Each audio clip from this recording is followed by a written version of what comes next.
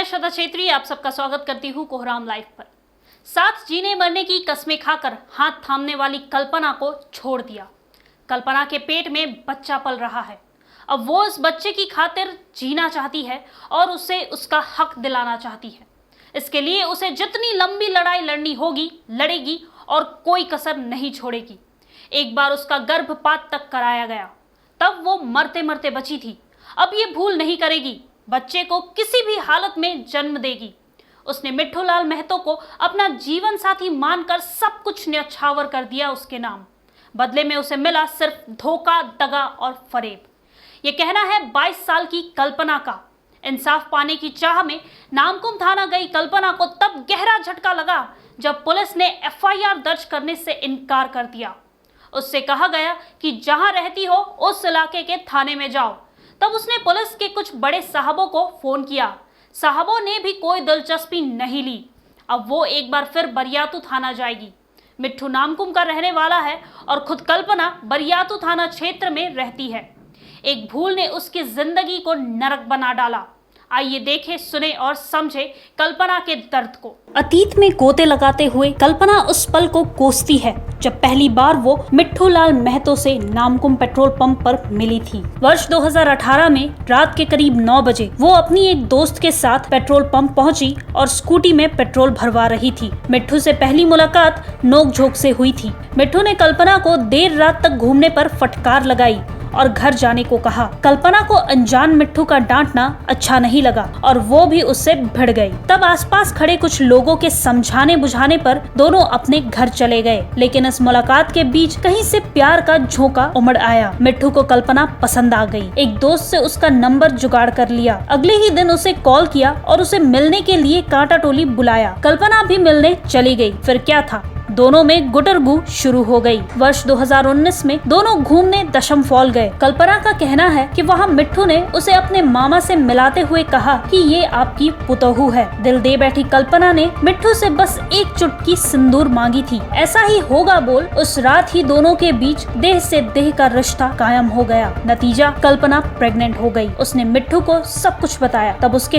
होश उड़ गए। उसने उसे दवा लाकर खाने को दिया। खाते ही तबीयत ऐसी बिगड़ी कि हॉस्पिटल तक का चक्कर लगाना पड़ा। अचानक मिट्ठू का बर्ताव बदला और मिलना जुलना भी कम हो गया। फोन करती तो वो उठाता नहीं। अचानक एक दिन कल्पना उसके घर पहुंच गई। घर में मौजूद महिलाओं ने उसे ही भला बुरा कहा, पर वही मिट्ठू के पिता ने उसके परिवार के संग मिल बैठकर मामला सुलझा लेने का भरोसा दिया। मिट्ठू ने भी माफी मांगी, गिड़गिड़ाया और कहा तुम ही बनोगी मेरी दुल्हन। एक बार फिर कल्पना उसके झांसे में आ गई और फिर से प्रेग्नेंट हो गई। फिर मिट्ठू ने उससे कन्नी काटना शुरू कर दिया। दोनों में बात इतनी बिगड़ गई कि कल्पना नामकुम थाना तक पहुंच गई। थाने में उसकी बात अनसुनी कर दी गई। कल्पना ने कहा कि जब उसकी रपट दर्ज नहीं की गई तो उसने पुलिस के एक बड़े साहब को फोन किया। जैसे ही उसने कुछ बताना शुरू किया कि उसका फोन काट दिया गया। जिंदगी से हताश, उदास, निराश हो चुकी कल्पना अब जीना चाहती है, सिर्फ पेट में पल रहे बच्चे की खातिर। उसका कहना है कि वो उसके बच्चे को जन्म देगी और उसके पापा का नाम दिलाकर रहेगी, चाहे इसके लिए उसे जो कुछ भी करना पड़े। मैं 3 साल पहले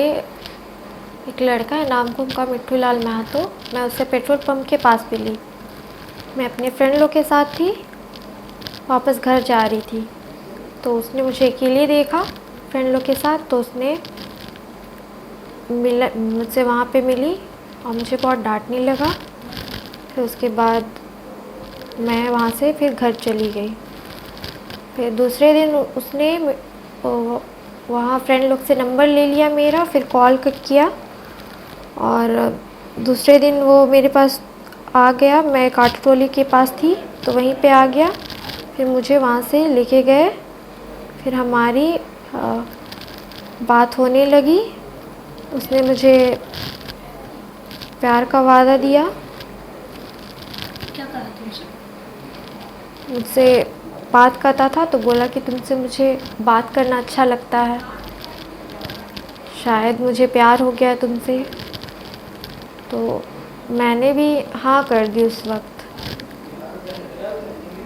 और हम लोग रिलेशनशिप में आ गए। उसके बाद में वो मुझसे लिव इन रिलेशनशिप में आने को कहने लगा। मैंने बहुत बार मना किया।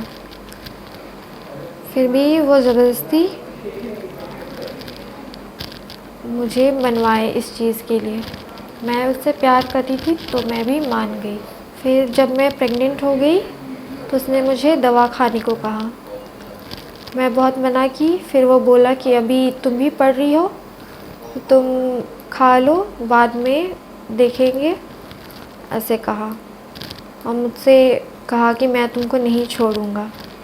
तो इसलिए मैं खा ली। फिर वो मुझसे ढंग से नहीं बात करने लगा तो मैंने भी बहुत उसको ब्लॉक कर दिया। फिर बाद में वो मेरे घर के पास आ जाता था, मुझसे बहुत माफ़ी मांगा, बोला कि दोबारा ऐसे नहीं करूँगा।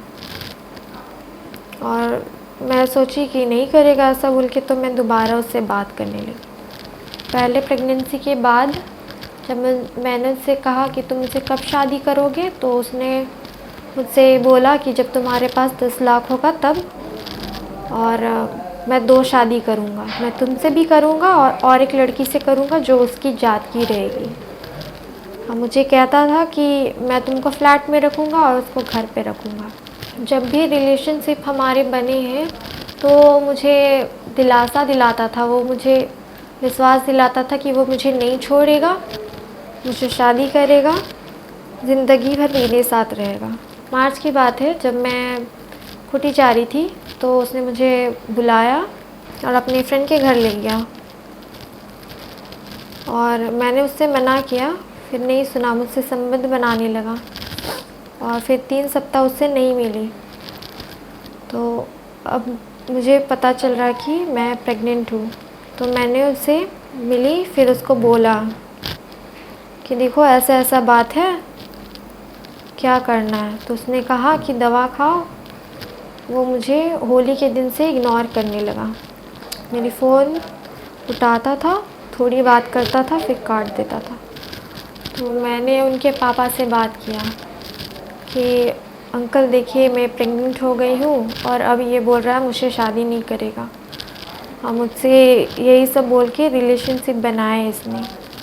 तो अंकल चुप थे, लेकिन उनकी मामी ने कहा कि गलती तुम्हारी है, सबने मुझे ही दोषी ठहराया है। मैंने जब उसको ये सब बात बोला तो उसने बात ही पलट दी वहाँ पे। बोला कि कभी हम मुझसे शादी नहीं करना चाहते थे। और मुझे गंदी गंदी गालियाँ देने लगा, बोलने लगा कि जाओ यहाँ से, तो मैं तुमको मार दूँगा। मैं जैसे बाहर जाने लगी तो मैंने सुना कि वो लोग कहने लगे कि इसको कुछ चीज़ में भी दवा दो, अब मतलब मार डालो उसके बच्चे को। मैं इस बच्चे को इसलिए नहीं मारना चाहती क्योंकि मैं उससे प्यार करती हूँ। पिछली बार जब मैंने अबॉर्शन करवाया था तो मेरी शरीर बहुत ख़राब हो गई थी और इस बार बहुत मुश्किल से सुधरी है, तो मैं नहीं चाहती कि दोबारा ख़राब हो जाए। मैं मदद के लिए नामकुम थाना गई थी तो वहाँ के कांस्टेबल ने मेरा FIR नहीं लिखा और मुझे ही ब्लेम किया।